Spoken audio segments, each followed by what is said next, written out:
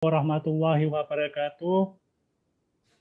Waalaikumsalam. Jumpa lagi dalam ruang editorial tanggal 5 bulan Oktober 2020. Hari ini kita membahas terkait dengan topik yang diangkat di Harian Kedaulatan Rakyat Cetak hari ini, yaitu terutama di halaman 8.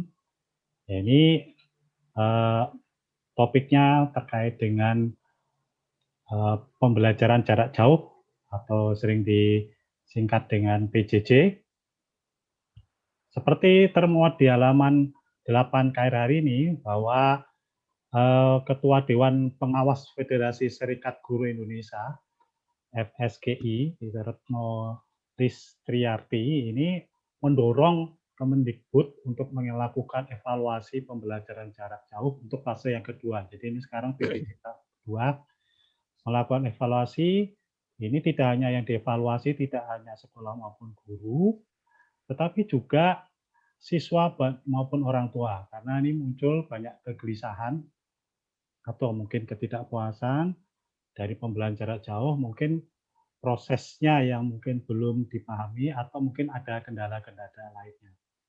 Nah, bagaimana terkait dengan topik ini telah hadir dari di ruang editorial, yaitu seorang pakar pendidikan, guru besar Universitas Negeri Yogyakarta, yaitu yang sudah kita kenal, Profesor Dr. Suyanto. Nah, kita sapa dulu Profesor Dr. Suyanto. Selamat siang, Assalamualaikum, Prof. Waalaikumsalam. Selamat siang, Mas. Apa kabar? Saya sehat, Pak. Baik, Pak. Wah, ini sibuk terus nih. Iya, tiada hari tanpa Zoom. Tiada hari tanpa Zoom. Nah, ini sekarang kita bicara terkait PJJ lagi, yang mungkin Prof sudah sering membicarakannya. Nah, ini terkait dengan topik berita pada hari ini di Harian Cetak KR. Prof, bagaimana sebetulnya mengenai semacam kritikan tersebut dan harapan agar adanya evaluasi pada tahap kedua, karena munculnya beberapa mungkin kritikan ketidakpuasan. Ini ramai juga di media sosial beberapa hari ini ya. Menurut pandangan Profesor Suyanto terkait dengan keinginan adanya evaluasi ini seperti apa, Prof? Ya, saya kira pemerintah juga sudah melakukan evaluasi. Ya. Tapi kan memang untuk follow up hasil evaluasi itu ya tidak gampang. Karena COVID ini kan datang tiba-tiba, orang tidak menduga, sehingga semua orang tidak siap. Semua orang, ya, dalam aspek kehidupan apa saja. Jadi perlu belajar sambil berjalan. Di dalam konteks PJJ ini sekolah juga nggak siap. Saya juga pernah melakukan survei. Sebagian besar sekolah itu nggak siap melakukan daring. Kemudian gurunya juga nggak siap. Orang tua nggak siap. Siswa juga tidak siap. Pendek kata, kita itu menghadapi ketidaksiapan.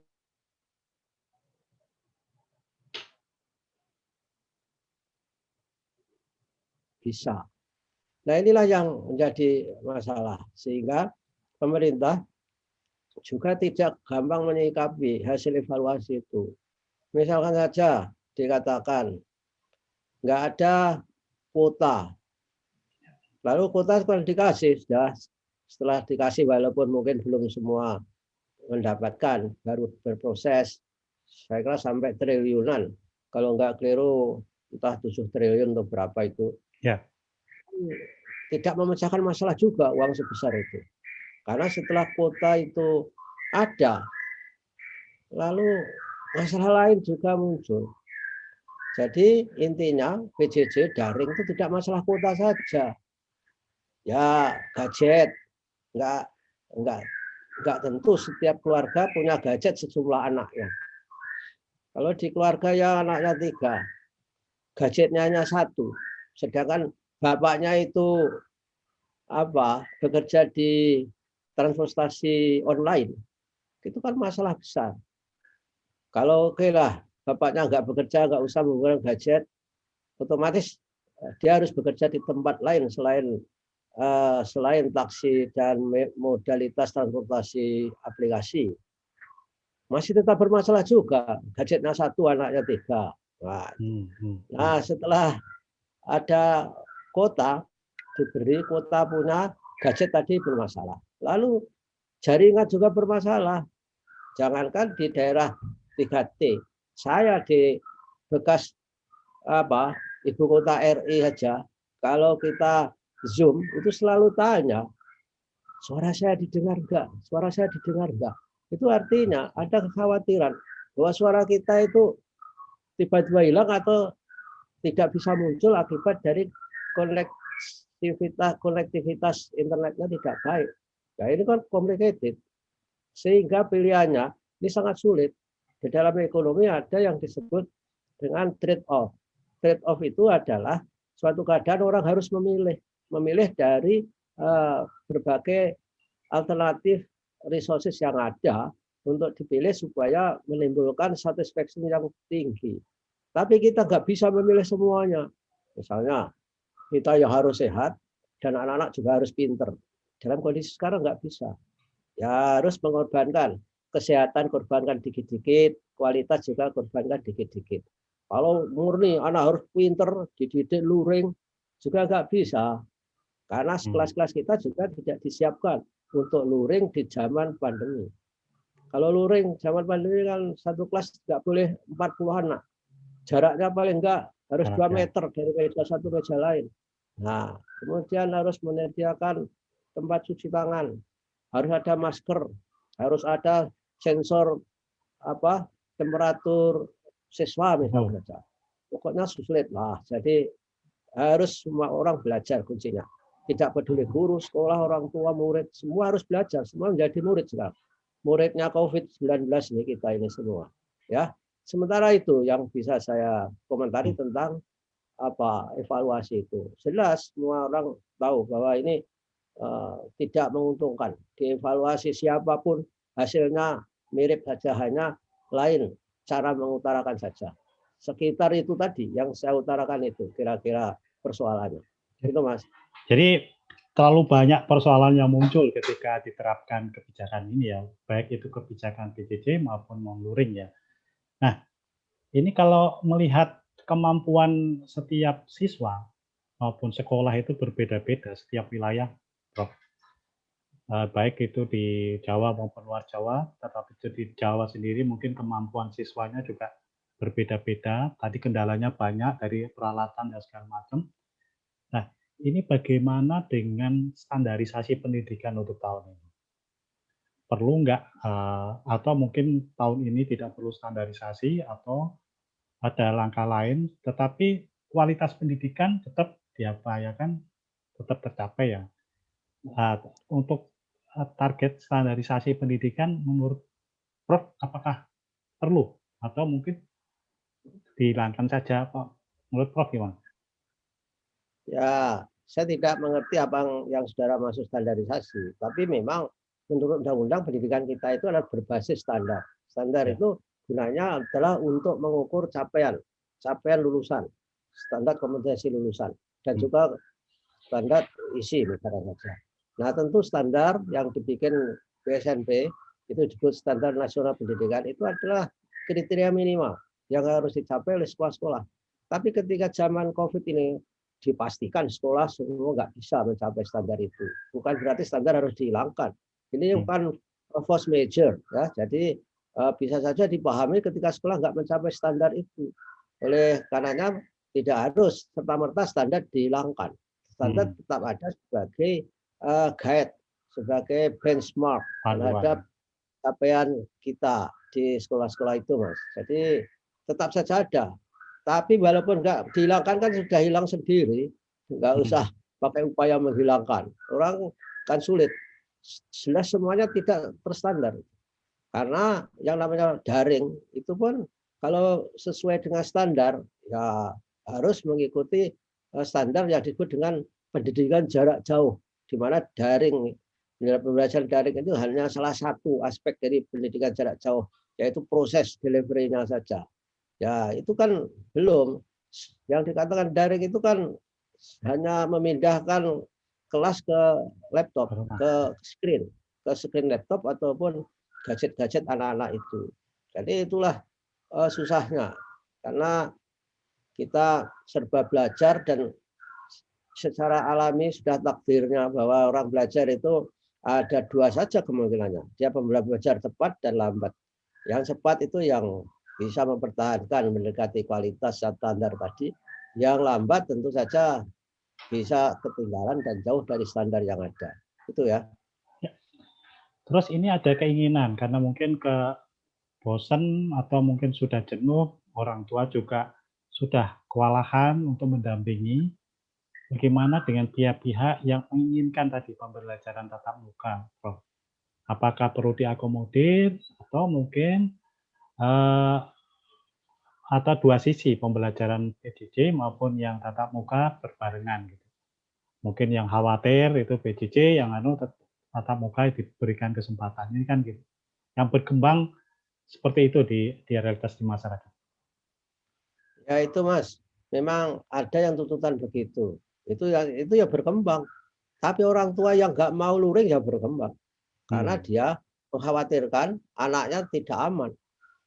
Saya tahu, bayangkan, kalau kena infeksi COVID, misalnya seorang anak kena, sejak pamit isolasi, itu sudah mulai ketemu 2 minggu. Peluangnya hanya 2, hidup atau mati. Itu orang tua juga cemas. Ya. Oleh karenanya, saya kira menghadapi dua hal itu memang serba susah. Sedangkan yang bersemangat luring, itu juga karena menghadapi betapa frustrasinya orang tua menjadi shadow teacher di rumahnya masing-masing. Nggak gampang mendidik anak, nggak gampang menjalani proses-proses yang dilakukan guru untuk belajar di rumah. Tetapi pemerintah sendiri kan sudah punya standar mana yang boleh luring, mana yang tidak. Syaratnya kan harus harus zona hijau. Artinya bukan zona kuning atau zona merah, harus zona hijau. Itu saja harus mendapatkan rekomendasi dari Pemda. Pemdanya menjamin bahwa aman. Setelah itu ada rekomendasi dari komite sekolah. Kalau komite sekolah mengatakan tidak, itu juga bisa. Walaupun di zona hijau sekalipun. Setelah itu juga harus memperhatikan sikap orang tua terhadap luring meskipun di daerah hijau. Kalau ada misalkan salah satu orang tua yang mengatakan nggak mau luring, mencegah anaknya datang ke sekolah, itu juga nggak boleh dihukum, harus dibiarkan. Nah, itulah berbagai skenario dan berbagai modalitas pembelajaran ketika harus luring. Di samping yang saya katakan tadi, biayanya otomatis lebih mahal karena harus menyediakan macam-macam dan kelasnya harus upload itu, harus pakai shift. Tidak mungkin satu kelas masuk semua. Mungkin sepertiga kelas masuk, ketika tidak itu kan juga memerlukan belajar juga. Oleh karena itu ya itu lagi bahwa paradigma harus mulai belajar bahwa guru itu menjadi enggak penting mulai sekarang sampai beberapa tahun mendatang ketika kita bicara ilmu pengetahuan dan teknologi. Guru itu yang penting adalah untuk mengembangkan karakter. Karena pengetahuan itu sebenarnya sudah bisa dikembangkan lewat prinsip IoT, Internet of Things. Semua ada di sana. Dikerjakan oleh artificial intelligence. Kita belajar timik-timik, pelan-pelan. Suatu ketika sekolah itu bentuknya akan lain dari sekarang. Gara-gara dipaksa oleh COVID ini. Ini saya kira Mas, komentar saya. Nah, tadi soal guru tadi, ada tuntutan guru lebih inovatif gimana? Ya guru tentu lebih inovatif dan kreatif dan memiliki komitmen. Tapi guru sendiri kan juga punya constraint, tidak sebebas-bebasnya. Misalkan saja tidak gampang harus datang ke rumah peserta didik. Pengalaman menunjukkan bahwa orang yang tidak biasa bergaul datang itu kadang-kadang membawa virus COVID. Tetangga saya juga begitu. Saudaranya datang mengajak untuk takziah, tiba-tiba membawa COVID sehingga tetangga saya harus diisolasi dan innalillahi wa inna ilaihi raji'un, beliau enggak bisa diamankan. Nah, ini kan juga kekhawatiran yang lain. Memang ada di daerah tertentu yang daerah aman-aman itu guru menjadi guru kunjung. Tapi kan itu hanya bisa dilakukan hanya seberapa persen dari guru-guru yang jumlahnya 3 juta di Indonesia ini.